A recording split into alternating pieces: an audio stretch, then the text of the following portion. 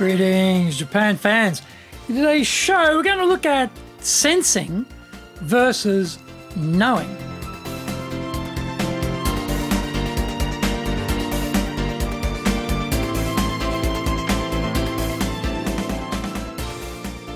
Maishu, arigatou gozaimasu, and welcome back to the 7th year of the Leadership Japan series. I'm your host, Dr. Greg Story, your corporate coaching and training guy committed to your success. The president of Dale Carnegie Training Japan, a best-selling author, Japan Sales Mastery and Japan Business Mastery. My new book, Japan Presentations Mastery, is going to be released shortly. We are broadcasting around the world from Minato-ku in the center of Tokyo, the leadership capital of Japan. Now, this podcast brings insights, examples, and experience about leading in Japan, and trust me, it is different here. Don't forget to subscribe and share this podcast with your family, friends, and colleagues. We are not being sponsored by Libsyn, but we value your privacy, which is why we have our podcast hosted by Libsyn, who, unlike many other podcast hosts, have a strict policy that does not allow access to your private information by anyone. Here is our daily podcast lineup on iTunes. Mondays, the Cutting Edge Japan Business Show. Tuesdays, the Presentations Japan series. Every second Tuesday, the Business Tatsujin no Oshie Show. Wednesdays, the Sales Japan series. Thursdays, the Leadership Japan series. And every second Thursday, the Business Pro Podcast Show. Fridays, the Japan Business Mastery Show. And Saturdays, Japan's top business interviews. Before we get going, today's handy Japanese phrase is どんなアフターサービスがついてる? どんなアフターサービスがついてる? What's the warranty on this? What's the after sales service cover on this? どんなアフターサービスがついてる? どんなアフターサービスがついてる? Remember, this is casual talk. It's not something you'd use with a client. It's casual talk. So you might be asking a colleague about a particular product that's going to be purchased by the company. You might say, どんなアフターサービスがついてる? どんなアフターサービスがついてる? どんなアフターサービスがついてる? This is episode number 425, and today we're talking about leaders sensing versus managers knowing. Marcel Dan, an executive coach whom I have never met or talked to, recently put up an idea on social media about how managers have a different perspective to leaders. He contrasted how a manager's priority is know, feel, and sense, while the leader's priority is sense, feel, and know. This is esoteric stuff at first blush, but it is a useful insight. I was thinking about myself when I was a manager. For some inexplicable reason, I thought I knew what to do. I was fully confident in my own ability, and my feeling was that I had the answers and the clarity to know what we should be doing. I had the get up and go to execute on my plan, keeping my head down and relentlessly bulldozering forward. The effort was centralized in me as the person accountable for the results. If I want your opinion, then I'll give it to you, type of thing. I wonder if other leaders can recognize themselves anywhere here. Why are we so confident about our ideas and opinions and so uninterested in what anyone else thinks? The way forward seems crystal clear. Part of the reason may be the limited perspective of the manager. I thought I had all the answers because I diligently self-educated after varsity, read voraciously, consumed information, put in the hours, worked extremely hard, and pushed myself over the edge. The latter proved to be a very expensive life learning on multiple dimensions, but that is another article.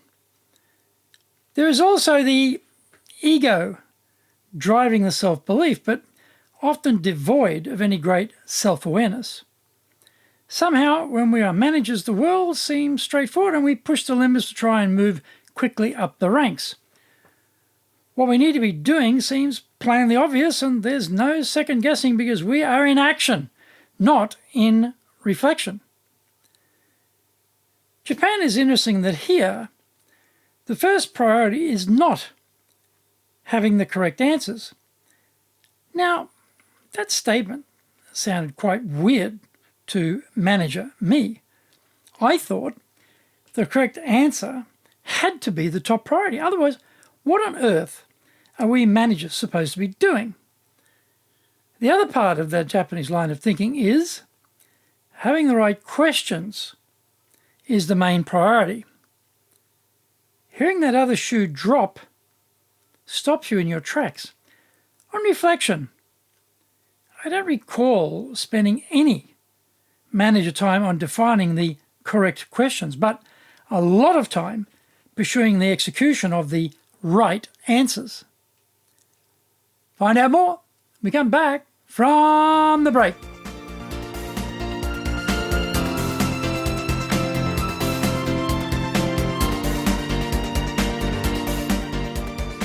Our show today is brought to you by our public programs, but we also do custom-made in-house classes. Now, we do them in our super safe classroom, we do them live online, and we do them in Japanese, and we do them in English. Today's show is brought to you by, on the 24th of August, we're doing Innovation Leadership. On the 8th of September, negotiations. 16th of September, we're doing conflict management. And on the 19th of October, we're doing storytelling. Our website is www.dale-carnegie, carnegie.co.jp. You can email me at greg.story@dalecarnegie.com. If you like learning by watching videos, then we have over 1,000 for you there at Tokyo, Japan, Dale Carnegie TV on YouTube.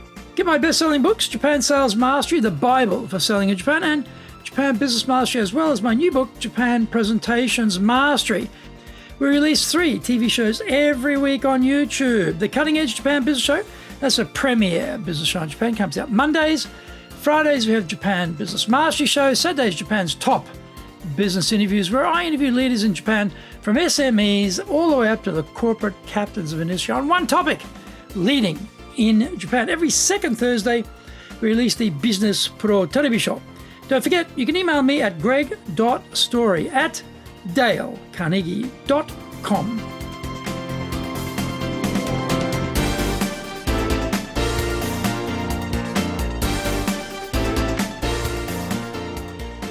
Welcome back.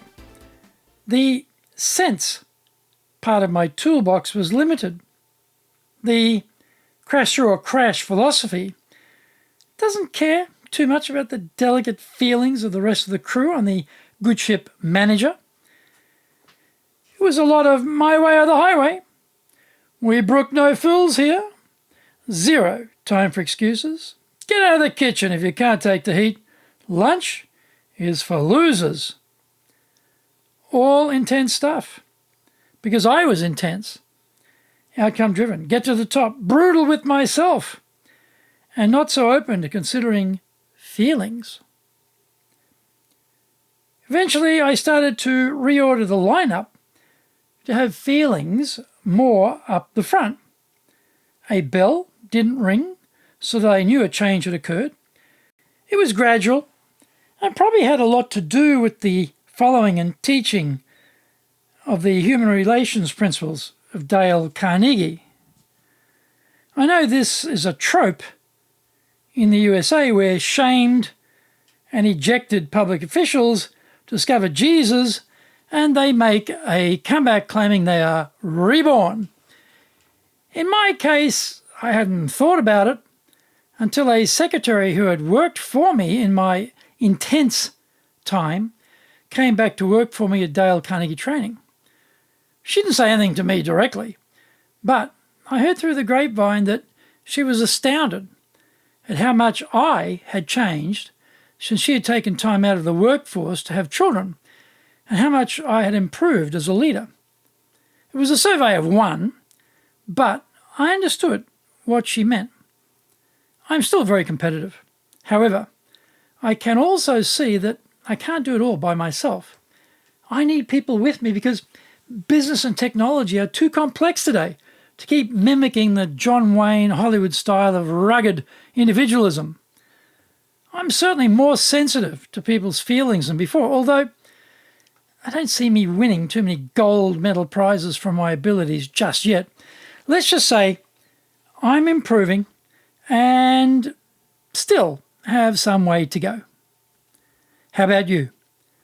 Where are you on this lineup of senses, feelings, and knowing? I found Marcel's construct was a fresh way of examining myself and reflecting on what has been accomplished and where there still needs more work. I would like to say I am the poster boy for the revolution, but that isn't quite the case as yet. Leadership is certainly a journey of self-discovery. That thought just never bubbled up when I was a manager, so I guess there is some progress and some hope for me yet. How about you?